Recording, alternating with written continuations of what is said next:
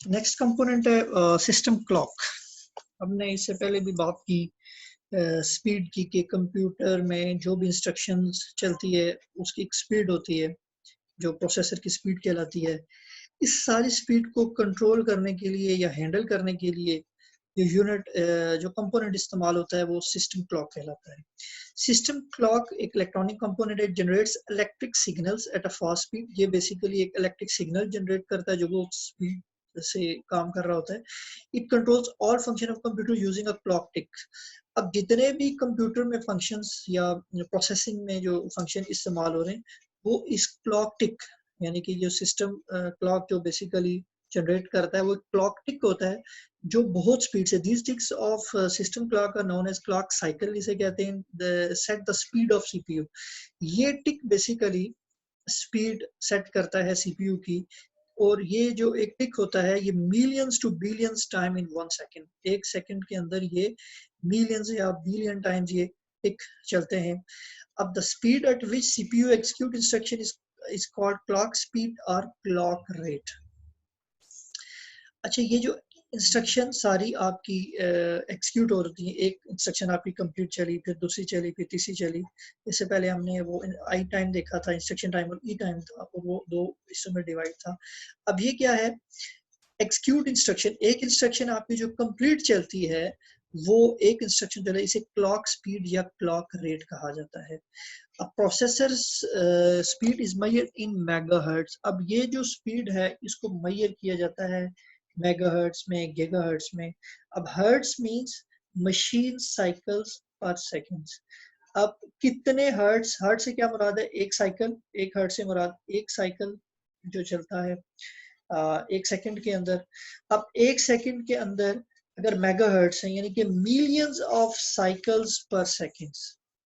Megahertz से मुराद है जी millions of cycles पर सेकंड, और गीगाहर्ट्ज से मुराद है बिलियंस ऑफ साइकिल्स पर सेकंड। अगर हम कहते हैं कि एक प्रोसेसर है वो 3.0 गीगाहर्ट्ज का है तो वो किस रेट पे काम करेगा, 3 बिलियंस मशीन साइकिल्स पर सेकंड्स पे वो काम कर रहा होता है। The power of CPU is determined by the speed at which it processes data। अब ये जो स्पीड है ये बेसिकली के प्रोसेस जो डेटा कर रहा है ये इसको मेजर करते हैं डेटा की जो प्रोसेसिंग है कि कितनी स्पीड है, कितनी स्पीड से डेटा को प्रोसेस कर रहा होता है। System clock is one of the major factor that affect a computer speed. A CPU that has a higher clock speed can process more instruction per second than a CPU with a lower clock speed। अब जितनी ज्यादा speed होगी, clock speed जितनी ज्यादा होगी, it means कि वो उतनी ज्यादा इंस्ट्रक्शन 1 सेकंड के अंदर हैंडल कर रहा है। अब एक प्रोसेसर होता है कोर i7, इस पे बात करते हैं भी आगे थोड़ी देर में। Core i7 processor running at 3.2 gigahertz will be faster than Core i7 processor running at 2.6 GHz। मिसाल के तौर पर हमारे पास Core i7 के दो प्रोसेसर है, एक की स्पीड है 3.2, दोनों Core i7 है, और 3.2 है और एक है 2.6। तो जो ज्यादा अच्छी स्पीड है वो 3.2 GHz से ज्यादा बेहतर स्पीड है। अच्छा, इस वक्त जो है वो तकरीबन जो ज्यादा जो फास्टेस्ट स्पीड तस्वर की जाती है वो 3 GHz है।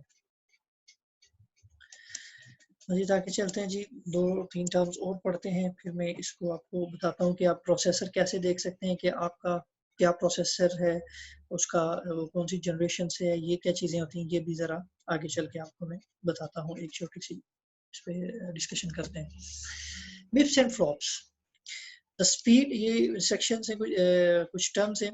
The speed of work station and some server computer is measured in MIPS. जो वर्क स्टेशन आपको बताया था, हम पढ़ चुके हैं, वर्क स्टेशन जो हमारे आम जो कंप्यूटर हम इस्तेमाल करते हैं इससे ज़रा ज़्यादा बेहतर होते हैं यही हैं, माइक्रो कंप्यूटर ही होते हैं जो हम यूज़ कर रहे होते हैं। और उसमें थोड़े से वो बेहतर होंगे किसी खास मकसद के लिए, जैसे ग्राफिक्स के लिए आपने यूज़ किया हुआ है या कोई सर्वर है जिसमें आपने कोई चीज़ ज़्यादा हाई लगाई हुई है, तो ये वो वर्क स्टेशन कहलाते हैं। तो इनको मेजर किया जाता है जी मिप्स। मिप्स से मुराद क्या होता है, मिलियंस ऑफ इंस्ट्रक्शंस पर सेकंड। ये वर्क स्टेशन परफॉर्म, अब इसमें देखिए ये जो वर्क स्टेशन है वो 100 मिलियन इंस्ट्रक्शंस पर सेकंड का पे काम कर रहे होते हैं, और इससे जो ऊपर वाली कैटेगरी थी वो थी मेन फ्रेम, परफॉर्म्स एट 200 से 1200 मिलियंस ऑफ इंस्ट्रक्शन पर सेकेंड्स पे वो काम कर रहा होता है। आगे चले तो जो सुपर कंप्यूटर है वो यूज करता है फ्लॉप्स। फ्लॉप्स से मुराद क्या है जी? फ्लोटिंग पॉइंट ऑपरेशन पर सेकंड। फ्लोटिंग पॉइंट से मुराद क्या होती है कि हम जो डिजिट्स कर रहे होते हैं 1 2 3, ये हमारे सिंपल डिजिट्स या इंटीजर कहलाते हैं, और फ्लोटिंग पॉइंट हमारी वैल्यू क्या आती है कि वो पॉइंट्स में आती है 1.1। अब हमने कहा 1, 1 के बाद हमने कह दिया 2, लेकिन 1 और 2 के दरमियान अगर आप देखें तो 1.1, 1.2, 1.3, तो ये जो सुपर कंप्यूटर होता है ये पॉइंट्स पे उनको ट्रीट कर रहा होता है इंस्ट्रक्शन को। इस हद तक की एक्यूरेसी होती है इनफैक्ट इसमें। तो ये क्या है? ये फ्लोटिंग पॉइंट ऑपरेशन पर सेकंड पे काम कर रहा होता है। और super computer often scientific and frequently perform floating point operation, or floating point operation accommodate very small or very large number. The speed of modern supercomputers is more than trillion flops पर seconds में ये काम कर रहा होता है। और इसमें अगर आप ये देखेंगे टेरा पर सेकंड्स पे काम कर रहा है जो ब्लू जेन है, 70.72 टेरा फ्लॉप्स पे ये काम कर रहा है। आईबीएम का एक सुपर कंप्यूटर का यहाँ पे जिक्र किया गया। इसके बाद ये जो प्रोसेसर्स होते हैं इनको डिजाइनिंग के हवाले से, टू डिजाइन ऑफ सीपीयू, उसको सिस्क यानी कि वो जो काम कर रहा होता है उसमें दो टेक्नोलॉजी इस्तेमाल होती हैं, सिस्क और risk. Six stand for complex instructions and computing. It supports a large number of instructions. It executes complex instruction more quickly. It is mostly used in PC, in conventional mainframe computer में हमारा ये six technique use हो रही होती है। Entails की जो है वो पेंटियम और टिटेनियम और सिस्क चिप्स। अब इंटेल की जो चिप्स आ रही हैं पेंटियम और टिटेनियम, जो भी हम आगे मजीद इस पे मैं डिस्कशन करता हूँ, तो वो क्या है? वो सिस्क पे काम कर रही है। AMD is another manufacturer of CISC chips. AMD आपको बताया ये भी एक इंटेल जैसे एक मैन्युफैक्चरर AMD भी है और वो भी CISC चिप बनाता है। RISC stands for Reduced Instructions Set Computing. It reduces the instructions to only those which are used more frequently. अब RISC क्या करता है?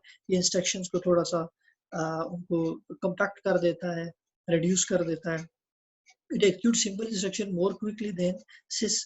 It is mostly used in workstation में या ज़्यादातर इस्तेमाल होता है। The workstation can work up to 10 times faster than most PCs due to risk. अच्छा, अब ये इसके होता क्या है कि ये चूंकि वो बहुत सारी इंस्ट्रक्शंस को ना कम्पैक्ट कर देता है और उसकी वजह से इसकी ज़रा परफॉर्मेंस बेहतर हो जाती है। अब मैन्युफैक्चरर अगर हम देखें तो उसका एक मुवाजना अगर हम करें तो इंटेल है वो पेंटियम और टिटेनियम दोनों में सिस्क यूज कर रहा है, और ये ज्यादातर माइक्रो कंप्यूटर जो हम यूज कर रहे होते हैं वर्क स्टेशन उनमें जो प्रोसेसर इस्तेमाल हो रहे हैं वो सिस्क पे बेस कर रहे होते हैं। इसी तरह AMD का जो एथलॉन और हैमर ये उनकी दो हैं, ये भी माइक्रो कंप्यूटर वर्क स्टेशन, ये भी सिस्क पे काम कर रही है। जबकि डेक ये भी मैन्युफैक्चरर है, अल्फा ये रिस्क वर्क स्टेशन है कि वर्क स्टेशन के जो कंप्यूटर्स हैं उनमें ये रिस्क टेक्नोलॉजी यूज कर रहे हैं। मोटरोला ये भी रिस्क यूज कर रही है और सिलिकॉन ग्राफिक्स ये भी रिस्क यूज कर रही है। एक टर्म्स पढ़ते हैं कि जी पाइपलाइनिंग। पाइपलाइनिंग ये भी एक टेक्निक है जी इन विच CPU fetches next instruction before it completes the machine cycle for the first instruction। अब होता क्या है, इनफैक्ट जो हमारा काम हो रहा था इसको जरा यहाँ से समझिएगा कि जो मशीन साइकिल विदाउट पाइपलाइनिंग क्या हो रहा है। एक इंस्ट्रक्शन आई, फेच हुई, डिकोड, एग्जीक्यूट और स्टोर, ये इंस्ट्रक्शन 1 आपकी कंप्लीट होगी। अब क्या होगा? अगली इंस्ट्रक्शन आ जाएगी। अब पाइपलाइनिंग में क्या होता है कि अगर आपकी एक इंस्ट्रक्शन चल रही है, ठीक है, तो वो कंप्लीट नहीं तो दूसरी भी रेडी हो गई है एग्जीक्यूशन के लिए, ठीक है। देखिएगा जरा यहाँ पे, modern computer use pipelining technique to process multiple instruction at the same time. एक ही वक्त में। अब जो जो पहले जो टेक्निक चलती थी मशीन साइकिल जो भी हमने पढ़ा है उसमें क्या होता था, एक इंस्ट्रक्शन आई वो कंप्लीट होती है फिर दूसरी पे तीसरी। लेकिन इसमें पाइपलाइनिंग जो टेक्निक है इसमें क्या होता है, एक ही वक्त में एक से ज्यादा इंस्ट्रक्शंस आपकी चल रही होती हैं। Use pipeline technique to process multiple instruction. It results in faster processing and increase the performance of the computer. Without pipelining, the processor fetch, decodes, execute and store only one instruction at a time. बगैर pipelining के वो एक instruction को process करेगा, और अगर pipelining होगी तो उसमें क्या होगा, एक ही वक्त में वो एक से ज्यादा इंस्ट्रक्शन को हैंडल कर रहा होता है, प्रोसेस कर रहा होता है, ये पाइपलाइनिंग। इसके बाद एक टर्म हम यूज करते हैं registers.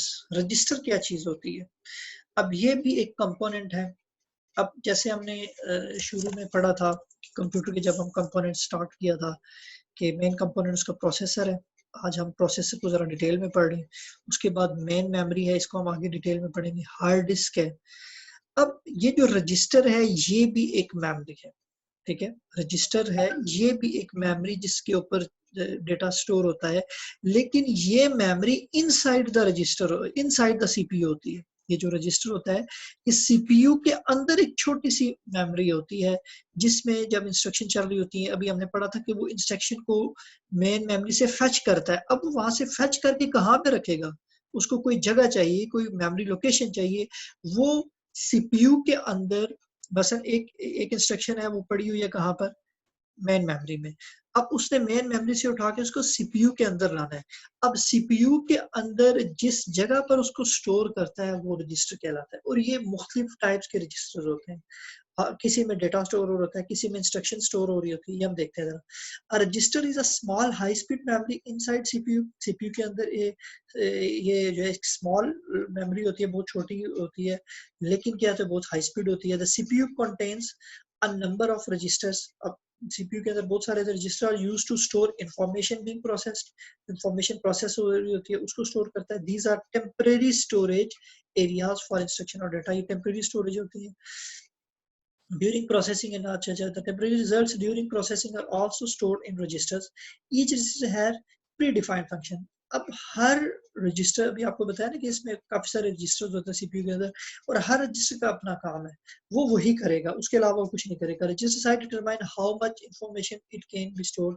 The size of register is in bytes. ये बहुत छोटा होता है इंस्ट्रक्शन जिसमें आपकी होती है।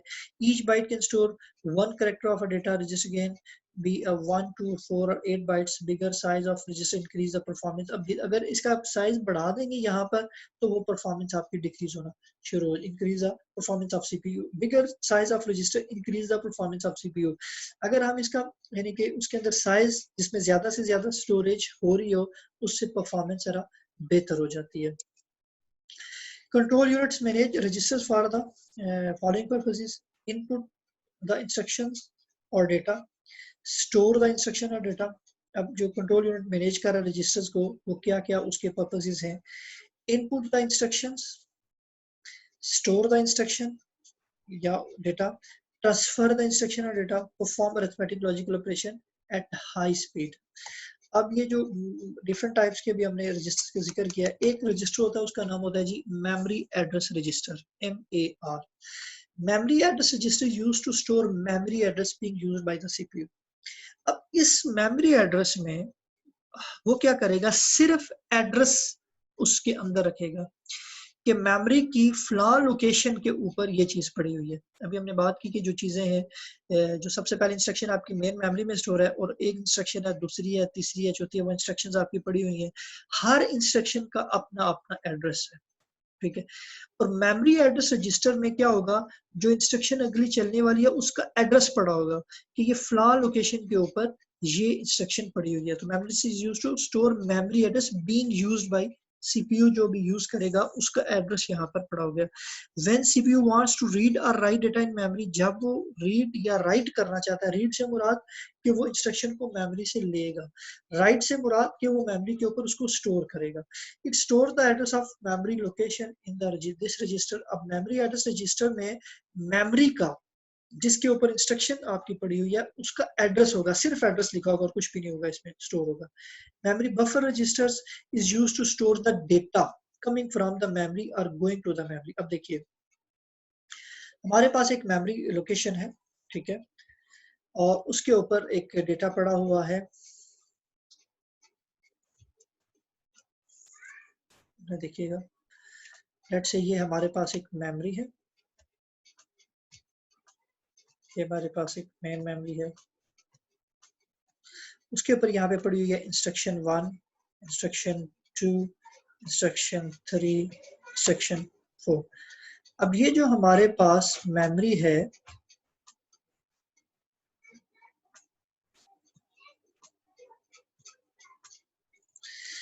अब यहाँ पर उसका एड्रेस है, ये क्या है, ये एड्रेस है, लेट्स से 001 002, जरा बर्दाश्त कीजिएगा जैसा भी लिखा जा रहा है, 003 और अप टू सो ऑन। अब ये मेमोरी है एड्रेस। अब हो क्या रहा है कि जो मेमोरी एड्रेस रजिस्टर था, अभी हमने पढ़ा था कौन सा जी, मेमोरी एड्रेस MAR। अब ये सीपीयू के अंदर MAR पड़ा हुआ है, इसके अंदर क्या इंस्ट्रक्शन होगी। अब लेट से 002 इंस्ट्रक्शन चल रही है, ठीक है, ये वाली इंस्ट्रक्शन मिसाल के तौर पर यहाँ पर चल, अब इसका एड्रेस यहाँ पर होगा, सिर्फ क्या क्या लिखा होगा, क्या लिखा होगा 002। अब मैं मिसाल दे रहा हूँ कि 002 पे जो एक कुछ इंस्ट्रक्शन पड़ी हुई है और 003 ये एक नंबर है, मिसाल दे रहा हूँ, इन दो को हमने क्या करना है, ऐड करना है और रिजल्ट हमने करवाना है स्टोर 004 पर। अब ये जो मेमोरी इंस्ट्रक्शन थी, ये यहाँ पर इंस्ट्रक्शन लिखी हुई है, लेट्स से यहाँ पर पड़ा हुआ है 10। अब जो MBR है, MBR यानी कि मेमोरी बफर रजिस्टर, ये आपकी क्या है, एड्रेस है। MBR पे क्या पड़ा होगा, डेटा, ये वाला डेटा, जब आप कहीं से रीड कर रहे हैं या राइट कर रहे हैं। अगर आप चाहते हैं कि इन दो को ऐड करके हम कहीं पर इसको जाके स्टोर करें, तो वो जो डेटा पड़ा होगा मेमोरी बफर रजिस्टर में पड़ा होगा। Memory buffer is used to store the data coming from the memory और going to the memory.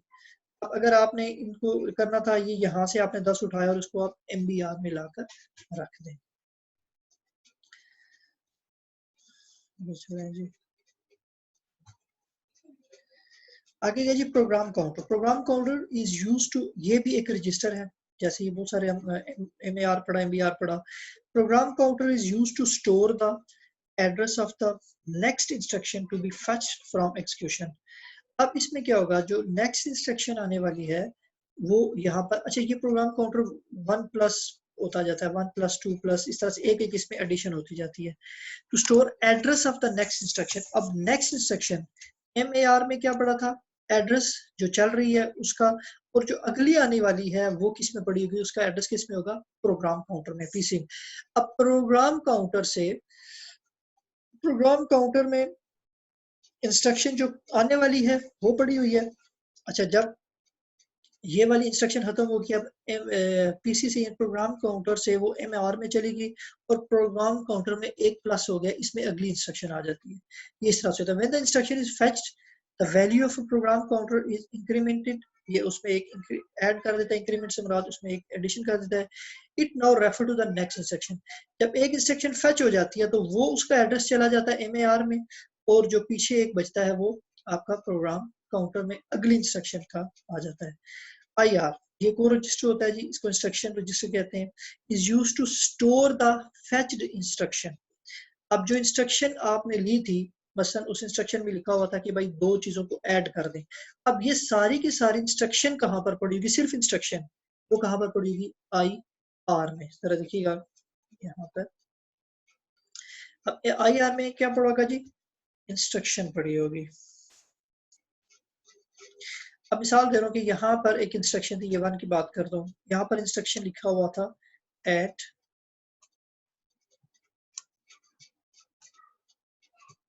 Add करो। इसमें आगे बेसिकली रजिस्टर की लोकेशन लिखी होती है, AX रजिस्टर, इसमें एक एग्जांपल देता हूँ, इस तरह से कोई ऐड करो इन 2 मेमोरी लोकेशंस को। ये इंस्ट्रक्शन यहाँ पर लिखी हुई है, ये क्या है, यहाँ पर एक इंस्ट्रक्शन है जिसमें लिखा हुआ है ऐड करो इन 2 मेमोरी लोकेशन, इन 2 मेमोरी लोकेशन को ऐड करो, ये इंस्ट्रक्शन लिखी हुई है। अब IR में क्या पड़ा होता है, इंस्ट्रक्शन रजिस्टर में सिर्फ ये चीज पड़ी होगी, ये जो इंस्ट्रक्शन है आपकी, बस IR में इंस्ट्रक्शन पड़ी होगी। अब ये इंस्ट्रक्शन कहाँ पर है जी, MAR में उसकी लोकेशन पड़ेगी 001 है, लेट से 001 पर ये इंस्ट्रक्शन पड़ी हुई है। अच्छा, उस पे क्या पड़ा है कि 001 पे इंस्ट्रक्शन पड़ी ऐड करो इन 2 को। अब ये यहाँ से 2 उठाएगा MBR में, दूसरे को उठाएगा MBR में, इनको ऐड करेगा, अगली जो उसमें इंस्ट्रक्शन लिखी होगी। प्रोग्राम काउंटर में क्या पड़ा होगा, अब जो अगली इंस्ट्रक्शन होगी वो हो सकता है नंबर 4 पे अगली इंस्ट्रक्शन लिखी हो। तो इस तरह से ये काम हो रहा होता है। इंस्ट्रक्शन रजिस्टर्स में क्या होता है, जो आप इंस्ट्रक्शन आपने फेच करनी है, instruction is also decode in the register, इसी में वो डिकोड भी होगी, is used to store the fetched instruction, जो आपने फेच की है वो इंस्ट्रक्शन आके IR रजिस्टर में पड़ेगी। जनरल पर्पस रजिस्टर में आ जाते हैं। General purpose register are used in mathematical and logical operations होते हैं। These register part of arithmetic logical unit. अब जैसे उसके अंदर बताया था कि दो मेजर पार्ट्स होते हैं, लॉजिकल कंट्रोल यूनिट और अरिथमेटिक लॉजिकल यूनिट। अब ये जो जनरल पर्पस रजिस्टर हैं ये अरिथमेटिकल लॉजिकल यूनिट का पार्ट होते हैं। इसमें जो accumulator is used to arithmetic and data operation. Base register होता है, it is used for arithmetic and data movement. Counter register it is used for counting purposes. Data register it is used for division and many and multiplication. अब इनके जो size of these registers can be 1 to 4 bytes इनका size होता है। These 2 bytes data register AX, जो data register जिनमें अभी हमने पढ़ा डेटा होता है AX, BX, CX, DX contain 2 part of 8 bit size. These part are separately accessible, अलग-अलग इनको हमने एक्सेस इसको इनको हम कर सकते हैं। लोअर ऑर्डर जो bytes are AL, BL, CL। The higher order जो है, जो हायर ऑर्डर है वो AH, BH या CH क्या है, तो जो लोअर है वो AL, BL, और जो हायर है वो AH और लो को AL। The modern processor uses the register of 4 bytes 32 bits known as EAX। अब जो मॉडर्न है जो 32 बिट्स हैं वो क्या कहलाते हैं जी, EAX और EBX बेस रजिस्टर, ये इस तरह से कहलाते हैं, ये इसके अंदर होते हैं। इसके बाद है जी एड्रेस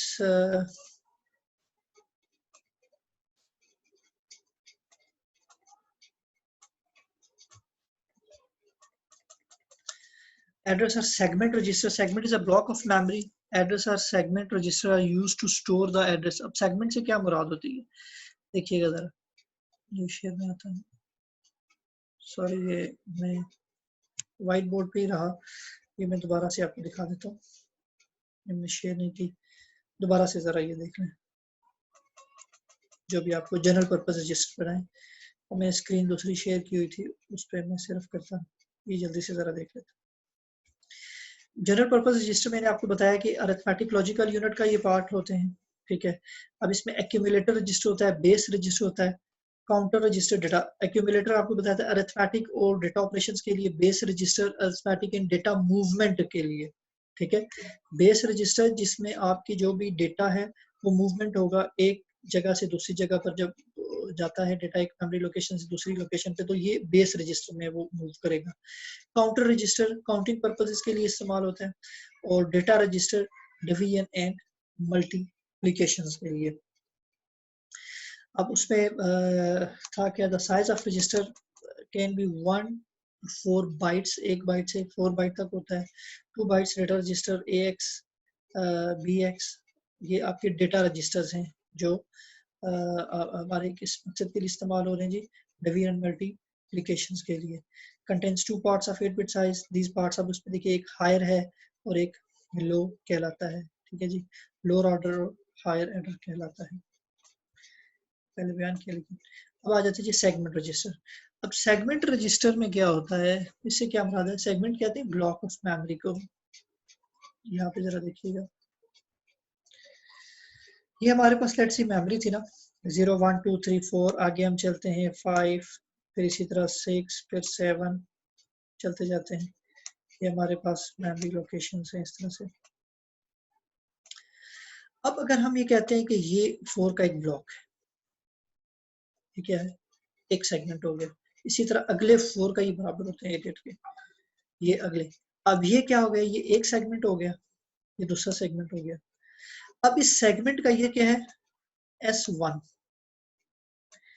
अब S1 पर अब ये क्या चीज है, इसको एड्रेस को आप कैसे पढ़ेंगे, इसको अगर मैं यूं करती हूँ S1 पर 003, ठीक है, इसको हम कैसे पढ़ेंगे, S1 पर 00, S1 पर 003। इसी तरह ये S2 है, S2 पर ये 7।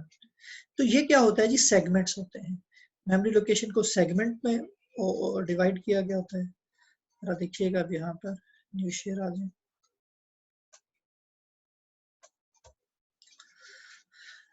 Segment is a block of memory. Address or segment registers are used to store the address of memory blocks of the instruction being executed. अब जो instruction execute हो रही है उस memory का address, ठीक है, और उस block उस segment का, और उस segment के अंदर उस memory का ये जो एक address बनेगा, ये सारा ये इसमें store होगा अपना segment registers में। अच्छा, there are 4 segment registers. These are CS, DS, ES and SS. 4 तरह के ये सेगमेंट रजिस्टर्स होते हैं जिनके अंदर इंफॉर्मेशन स्टोर होती है। द साइज ऑफ ईच जिस हैज 2 बाइट्स होता है जी हर एक का। These register are used with IP register और इंडेक्स रजिस्टर के साथ ये काम करते हैं। अब ये क्या है जी, code segment, data segment, extra stack.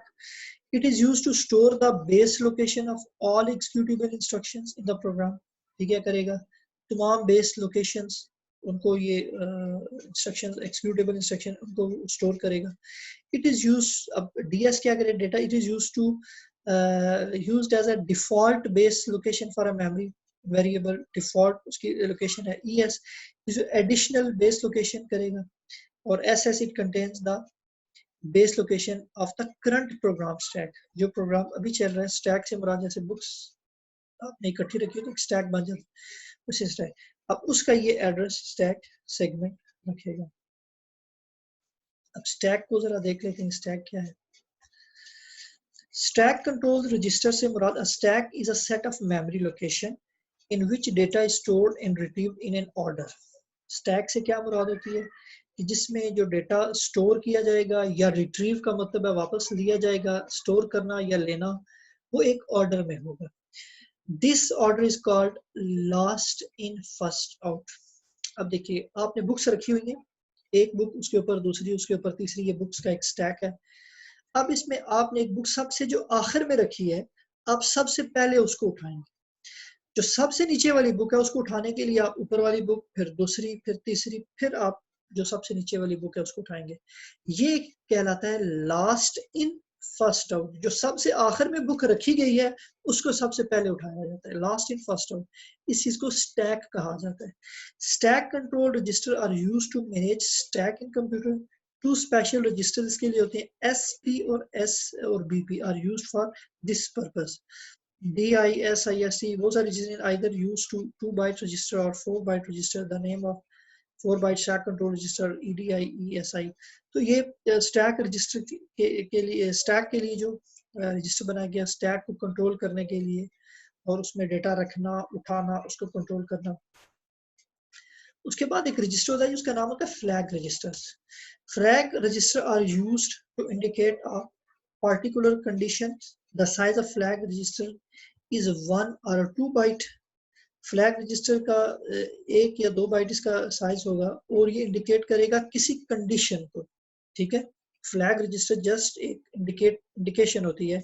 Each byte of a flag register is further divided into 8 bits. The data in a flag register is stored in 8 distinct bits.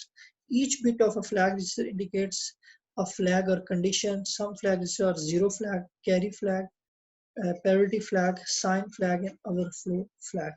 अब फ्लैग से क्या मुराद है, जैसे झंडा होता है ना, किसी खास, जब अमन होगा तो सफेद, जब खतरा होगा तो सुर्ख। इसी तरह यहाँ पर भी ये फ्लैग रजिस्टर का काम है, ये किसी स्टेट को शो कर रहा होता है, ठीक है। अब ये जो प्रोसेसर है, ये हमने बात की इनसाइड जो उसके रजिस्टर्स थे। अब उसे हम निकल के हम अगले टॉपिक की तरफ आ रहे हैं। ये प्रोसेसर जब ये काम कर रहा होता है, ठीक है, तो इसको जरा ठंडा रखना पड़ता है। जैसे हम बहुत ज्यादा करें ना, कहते हैं तुम्हारा दिमाग बहुत गर्म हुआ है, तो ये भी काम कर कर करके इंस्ट्रक्शन जो चलती रहती है ये गर्म हो जाता है। तो इसको कूल करने के लिए फैन होता है। अक्सर आपने लैपटॉप्स में अगर उसके देखा हो तो उसमें कंटिन्यूस एक फैन चल रहा, तो उसकी आवाज़ आ रही होती है। और इसी तरह जो आपके डेस्कटॉप कंप्यूटर हैं उनमें ये प्रॉपर एक जो प्रोसेसर इस तरह से मदरबोर्ड के ऊपर लगा होगा, उसके ऊपर ये एक फैन हम लगाते हैं और वो फैन हर वक़्त ऑन रहता है, चलता रहता है, जिससे क्या होता है वो प्रोसेसर को थोड़ा-सा कूल करता रहता है। तो proper cooling of processor is very important. Excessive heat can damage a processor and cause a problem. The computer provides cooling system for the processor. Heat sink cooling fans and liquid cooling system are used to keep the processor from overheating. तो overheating के लिए, इससे बचने के लिए fan का इस्तेमाल किया जाता है, जो पूरा एक इसको है कि अगर आप जितने भी बड़े-बड़े सिस्टम लगे होते हैं एक्सचेंजेस के अंदर अगर हम देखें, एक्सचेंजेस में जब हम जाते हैं तो वहाँ पे काफ़ी सिस्टम लगे होते हैं, वहाँ पे पूरा कूलिंग सिस्टम होता है अलग से, हर वक़्त वहाँ पे सर्दियों में, गर्मियों में वो ये लगे होते हैं एसीज़ वग़ैरह, पूरा कूलिंग का सेटअप लगा होता है, ताकि वो जो है ना उसको कूल रखे। अगर लैपटॉप की बात करें तो एक्स्ट्रा एक कूलिंग पैड भी मिलता है, मार्केट से अवेलेबल है। आप इसके ऊपर अगर लैपटॉप रख के इस्तेमाल करेंगे, तो वो आपका लैपटॉप जो है ना, वो ज़्यादा जल्दी ख़राब नहीं होगा और वो प्रॉपर कूल रहेगा, उसकी परफ़ॉर्मेंस बढ़ेगी।